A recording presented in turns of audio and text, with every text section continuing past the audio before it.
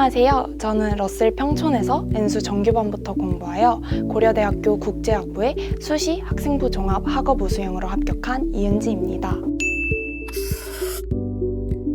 무엇보다 재수 생활이 좋은 결과와 함께 마무리되어서 기쁩니다.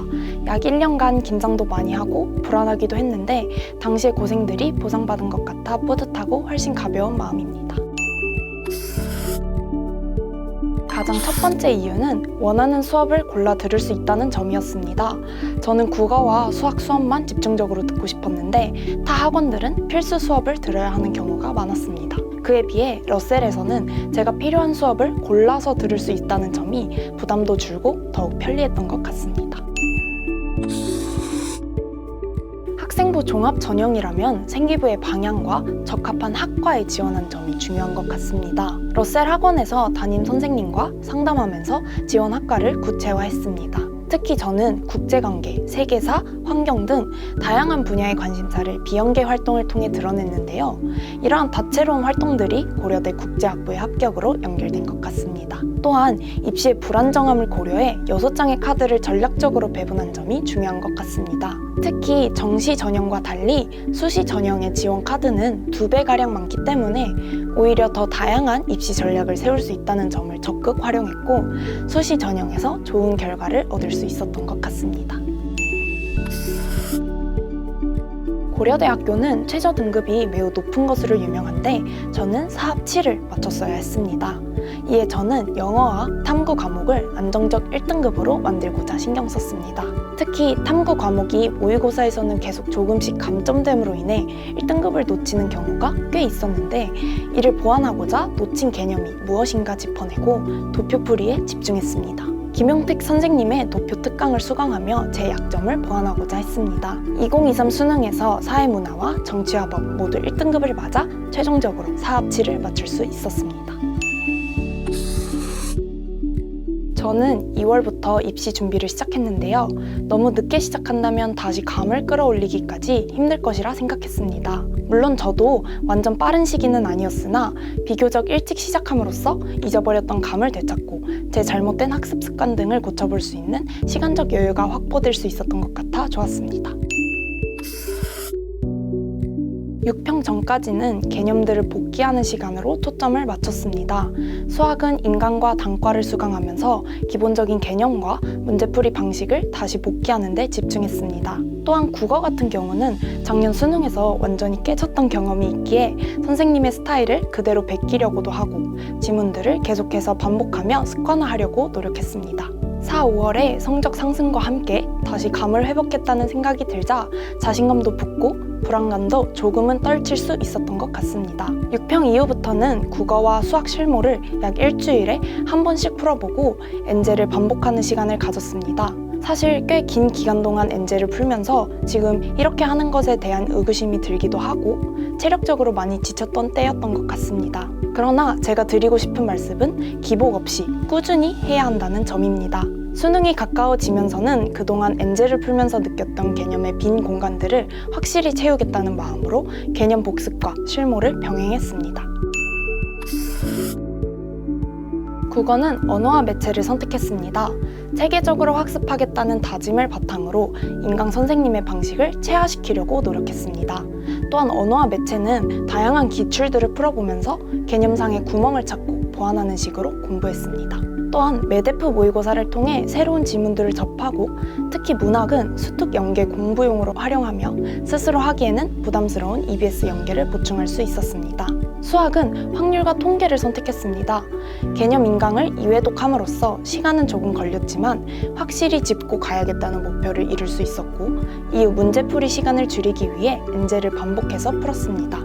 특히 러셀에서는 장영진 하프 모의고사를 통해 매달 제 실력을 점검해 볼 수 있어서 도움이 많이 됐던 것 같습니다. 사탐은 사회문화와 정치화법을 선택했습니다. 제가 느꼈던 사탐 과목의 개인적 약점은 정치화법은 개념, 사회문화는 도표풀이라고 생각했는데요. 그래서 정치화법은 백지 복습을 반복하며 개념의 빈 공간을 만들지 않겠다는 목표로 했습니다. 또한 사문에서는 도표 문항을 많이 풀어보고 싶었는데 퀄 모의고사를 활용하며 도표 문항들을 연습할 수 있었던 것 같습니다.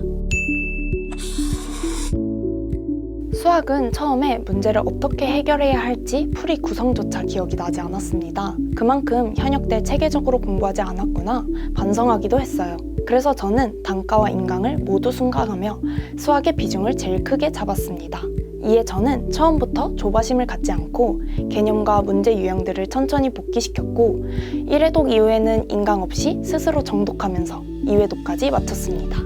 6평 이후부터는 문제는 풀되 정해진 시간 안에 해결하는 훈련을 많이 했습니다. 엔젤을 계속 반복하면서 익숙해진 문항은 풀이를 더욱 단축시키는 목표를 갖고 체계적으로 공부하려고 많이 노력했습니다. 먼저 자습 시간을 많이 확보할 수 있어서 좋았습니다. 하루에 10시간 이상씩은 꾸준히 공부할 수 있었던 환경이 크게 도움이 됐습니다. 특히 자습 시간이 많아지면서 스스로 학습 계획을 세우고 수정해 나가며 체계적 생활을 할 수 있었습니다. 또한 스탠딩 책상이 실질적으로 큰 도움이 됐던 것 같아요. 6평 전후로 체력적 한계를 많이 느꼈었는데 그럴 때마다 스탠딩 책상을 활용하며 리프레시 할 수 있었습니다. 정기적으로 메데프 모의고사를 치르면서 받았던 성적표가 주기적으로 제 학습 생활을 되돌아보고 피드백을 가질 수 있었던 계기가 됐습니다. 특히 메데프 모의고사를 치른 후에 작성했던 총평은 이후 수능 직전까지 두고두고 봤던 자료가 되어 큰 도움이 됐습니다. 또한 저는 심야 자습 제도를 적극 활용했습니다. 심야 자습 이후 텅 빈 바자간을 보면서 뿌듯함과 반복되는 재수 생활을 견딜 만한 동력을 얻었던 것 같습니다. 마지막으로 장학 혜택이 재수 생활에 큰 부담을 던 이유가 되었습니다. 러셀의 장학 혜택을 통해 부담을 조금 덜며 오로지 수험 생활에 집중할 수 있었습니다. 실제로 제가 가장 크게 만족했던 점은 담임 선생님 제도였습니다. 그만큼 많은 도움을 받았고 정말 감사한 마음을 아직도 가지고 있습니다. 특히 6평 전후로 방향을 못 잡고 있을 때 학습 계획을 검토해 주시고 목표를 다시 정해 주시는 등 그때 해주신 조언이 큰 도움이 됐습니다. 또한 수시 상담을 계속 받아주시면서 수시 합격에 가장 큰 역할을 해주셨습니다.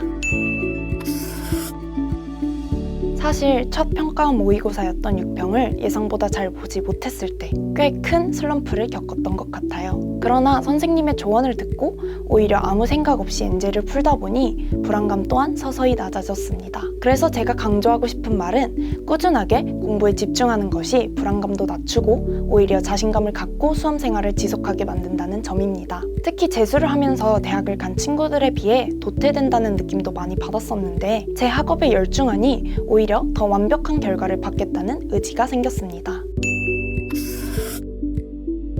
저는 현역 때 지원했던 학과에서 모두 떨어지는 등 첫 입시를 정말 험난하게 겪었던 것 같아요. 그래서 재수 생활을 시작하면서 처음 겪어보는 우울과 불안을 느꼈던 것 같기도 합니다. 하지만 이를 극복해내고 현역 때보다 더 치열한 1년을 보내면서 좋은 결과를 얻었고 내적으로도 많이 성장할 수 있었던 것 같습니다. 여러분들 또한 많이 긴장되고 언제 끝나지라는 생각에 막막하실 수 있을 거라 생각합니다. 게다가 6평 이후부턴 오히려 시간이 너무 빨리 가서 눈 뜨면 수능이 코앞인 느낌이 들 수도 있습니다. 이 시기를 통해 내가 진정 원하던 목표에 다가갈 수 있다는 생각과 함께 후회 없는 수험 생활을 하시길 바랍니다.